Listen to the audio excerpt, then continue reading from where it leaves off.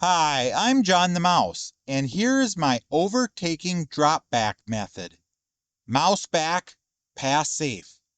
It's about staying safe and passing faster. Watch this. Step 1. You're behind a vehicle. Can't see ahead? Mouse back. Pull back. Ease off. Drop back 2 seconds. Mouse back gives you speed room. Now I've got a clear view and space to build speed for a quick pass. That's mouse back in action.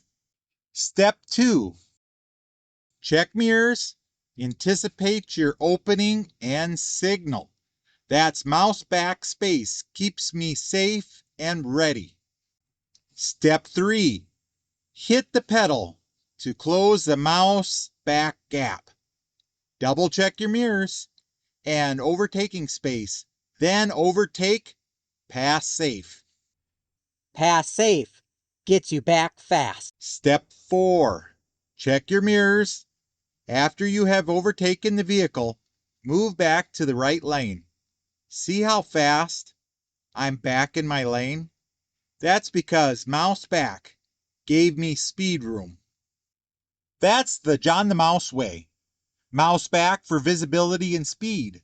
Pass safe in less time. Practice mouse back.